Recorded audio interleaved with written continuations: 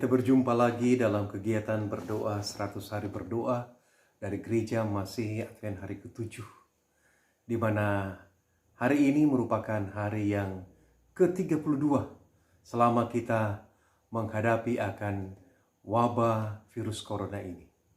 Dan pada saat ini ada satu judul pembahasan firman Tuhan sudah akan berdoa akan kita bahas, yaitu tentang Pray the Promise, atau berdoa untuk janji-janjinya. Baik, sebelum saya membaca firman Tuhan, mari kita sama-sama kita berdoa. Bapa di surga, terima kasih kami mau belajar sedikit firman Tuhan sebelum kami menyampaikan doa-doa kami kepadamu. Terangilah kami dengan kuasa Roh Kudus, sehingga dengan demikian Tuhan, firman ini boleh jelas dalam pikiran dan dalam kehidupan kami masing-masing. Terima kasih, di dalam nama Yesus Kristus kami persembahkan doa ini. Amin. Saudaraku sekalian, dimanapun kita berada, ketika kita mengalami masa-masa krisis, yaitu masa atau wabah COVID-19 ini, kita tetap ada di rumah. Dan untuk itu, mari kita renungkan akan firman Tuhan. Saya ingin kita membaca di dalam 2 Petrus 1 ayat 3-4. Dikatakan demikian. Karena kuasa ilahinya telah menganugerahkan kepada kita segala sesuatu yang berguna untuk hidup yang saleh, oleh pengenalan kita akan Dia, yang telah memanggil kita oleh kuasanya yang mulia dan ajaib. Dengan jalan itu, Ia telah menganugerahkan kepada kita janji-janji yang berharga dan yang sangat besar, supaya olehnya kamu boleh mengambil bagian dalam kodrat ilahi dan luput dari hawa nafsu duniawi yang membinasakan dunia. Menarik sekali akan firman Tuhan ini, di mana di bagian kedua ataupun dalam ayatnya yang keempat, dalam 2 Petrus 1 ayat 3-4, ayat 4 dikatakan demikian. Dengan jalan itu, Ia telah menganugerahkan kepada kita janji-janji yang berharga, yang sangat besar, supaya olehnya kamu boleh mengambil bagian dalam kodrat ilahi dan luput dari hawa nafsu dunia yang membinasakan itu. Dalam firman Tuhan, dalam Alkitab ini, ada begitu banyak janji-janji Tuhan yang Dia sudah beritakan bagi kita. Dan tentu saja janji yang paling utama adalah janji keselamatan yang Dia ingin berikan bagi kita. Ketika kita menghadapi akan peristiwa COVID-19 ini, kita sedang menuju kepada akhir daripada dunia ini. Tetapi ini belum daripada akhirnya. Kita sedang menuju, dan penderitaan demi penderitaan mulai terjadi.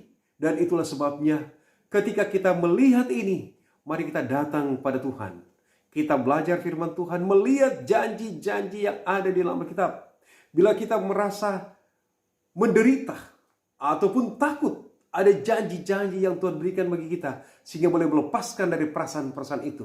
Namun yang paling utama, Dia sedang memberikan janji-janji jalan keselamatan kepada kita.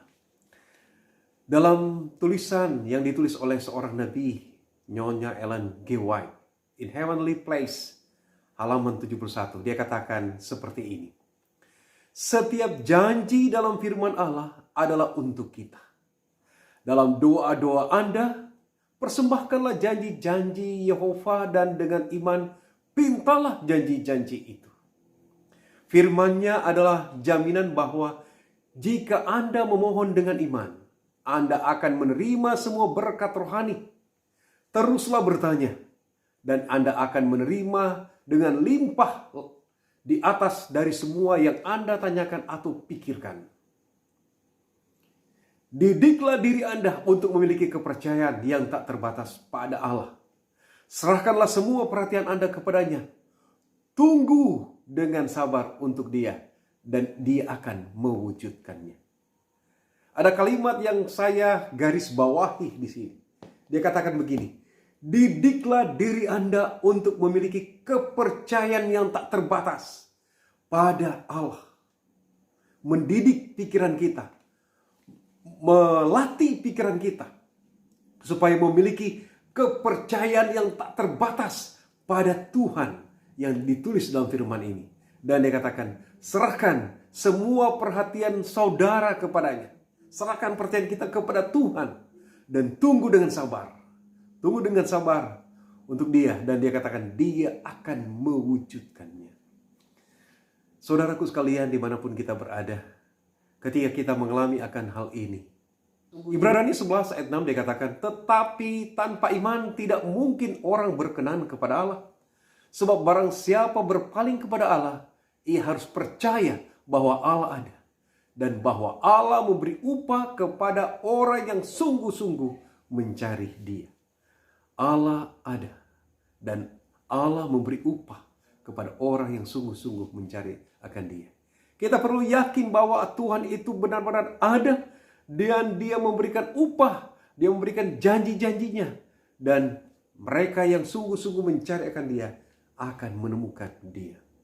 Dalam Roma 10 ayat 17 dia katakan, jadi iman itu timbul dari pendengaran. Dan pendengaran oleh firman Allah.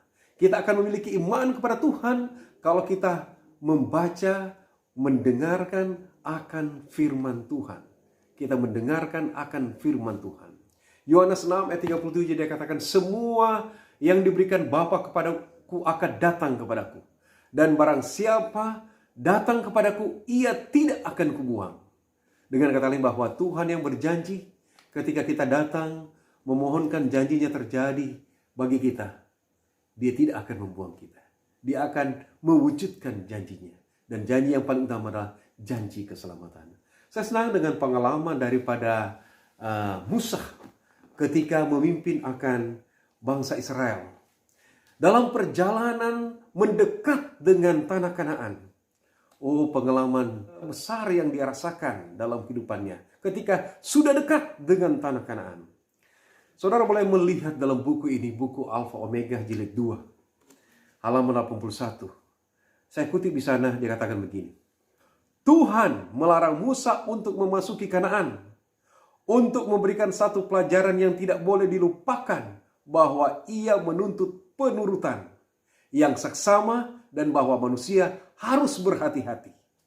Jangan mengambil bagi dirinya sendiri kemuliaan yang hanya menjadi hak milik kalik mereka.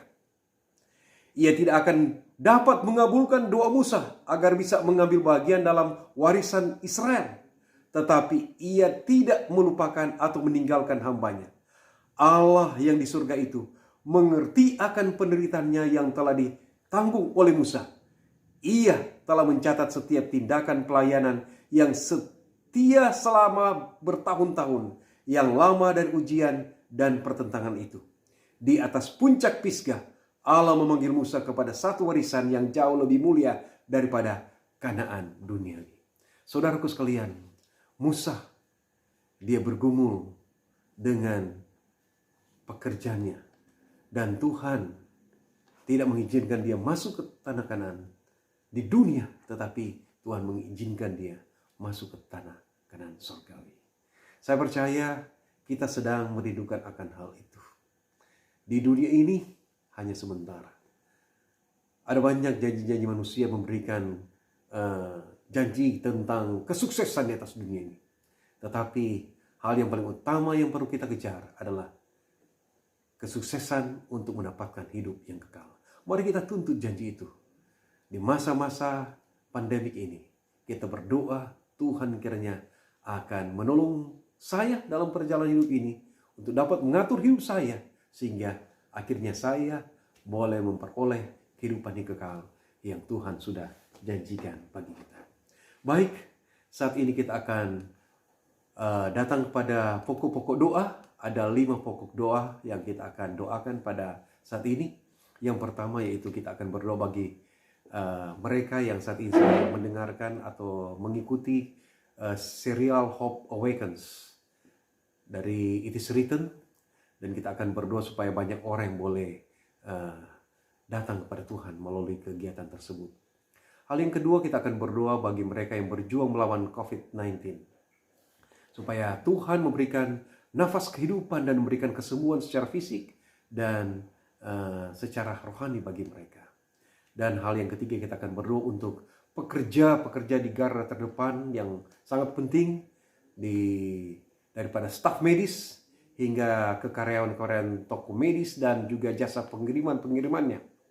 Dan tentu saja kita akan berdoa supaya tangan pelindung Allah akan berlaku atas mereka dan mereka boleh dapat melayani orang lain dengan baik dan menjaga urusan kesehatan atau urusan-urusan kesehatan ini tetap berjalan dan tetap terbuka. Berdoa juga untuk para lansia yang tidak dapat keluar dari panti jompo. Kita berdoa supaya walaupun mereka tidak dikunjungi oleh keluarga, mereka tetap dalam perlindungan Tuhan. Dan ada beberapa dari mereka tidak mengerti akan hal seperti yang sudah terjadi. Kita berdoa supaya rahmat Allah akan tetap bersama-sama dengan mereka. Dan yang terakhir tentu saja kita akan berdoa bagi mereka yang sedang bergumul dengan kecemasan, ketakutan, dan terutama bagi mereka yang hidup sendiri juga, di mana mereka sedang ada di tempat-tempat terisolir dan di dalam doa. Bapa kami dalam kerajaan surga, terima kasih untuk hari yang ke-32 ini, di mana selama 100 hari kami sudah berkomitmen untuk datang kepada Tuhan, membawakan akan doa-doa kami kepadamu Tuhan. Bapa di surga, terima kasih oleh karena Tuhan sudah memberikan jawaban doa-doa di waktu-waktu yang lampau. Kami sangat bersyukur oleh karena kami percaya Tuhan juga telah bersama-sama dengan kami dalam perjalanan kehidupan kami ketika kami menghadapi akan wabah pandemi virus corona ini. Tuhan, tolonglah kami umat-umat-Mu, biar kami dapat melihat akan jalan-jalan Tuhan dalam kehidupan kami. Biar kami dapat melihat janji-janji Tuhan yang ada dalam firman Tuhan, untuk dapat menjadi pegangan dalam kehidupan kami, boleh berjalan bersama-sama dengan Tuhan. Kiranya Tuhan, dengan firman yang kami sudah bacakan, di mana ada begitu banyak janji-janji yang Tuhan berikan bagi kami, biarlah Tuhan kami boleh memilikinya dan kami boleh merasakan akan janji-janji itu terjadi bagi kami. Oh Tuhan, Engkau kiranya akan selalu menolong kami juga, supaya dengan demikian kami boleh mempersiapkan diri bagi kedatangan-Mu yang sudah sangat dekat itu. Saat ini kami mau bersama-sama dengan umat-umat Tuhan di dunia ini untuk berdoa beberapa hal yang kami akan doakan saat ini. Yang pertama yaitu kami ingin berdoa untuk mereka yang sedang mendengarkan atau mengikuti akan serial Hope Awakens dengan It Is Written, di mana kami berdoa biarlah begitu banyak umat-umat Tuhan yang boleh dipanggil ataupun boleh disiapkan bagi keselamatan yang Engkau berikan bagi itu. Bapa di surga, kami tak berdoa juga kiranya Engkau akan memberkati mereka yang sedang berjuang melawan COVID-19. Kami berdoa agar Tuhan memberikan nafas kehidupan bagi mereka dan memberikan kesembuhan baik secara jasmani dan rohani.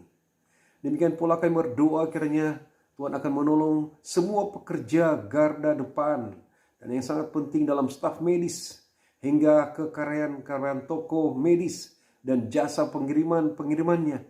Tuhan kiranya akan selalu membantu. Kiranya tangan Tuhan akan melindungi atas mereka dan biarlah mereka dapat melayani orang lain dan menjaga urusan kesehatan ini tetap berlangsung dan tetap terbuka untuk semua orang. Kami berdoa juga untuk para lansia yang tidak dapat keluar dari panti jompo, yang saat ini tidak dapat dikunjungi oleh keluarga. Beberapa dari mereka tidak dapat mengerti akan hal ini terjadi. Kami berdoa agar rahmat Allah yang berkelanjutan akan bersama-sama dengan mereka. Demikian pula kami berdoa kiranya Tuhan akan memberkati bagi mereka yang sedang bergumul dengan kecemasan, dengan ketakutan, dan terutama bagi mereka yang hidup sendiri. Tuhan, mungkin saja ada di antara sekitar kami ini. Kiranya Engkau akan menolong kami dapat menjangkau mereka dan memberikan perhatian bagi mereka.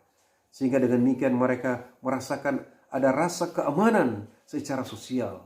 Dan tentu saja kami dapat menuntun mereka boleh bersama-sama dengan umat-umat Tuhan mempersiapkan diri bagi kedatangan-Mu yang kedua kali. Terima kasih Tuhan, terpujilah Engkau.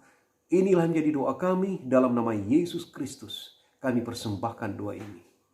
Amin.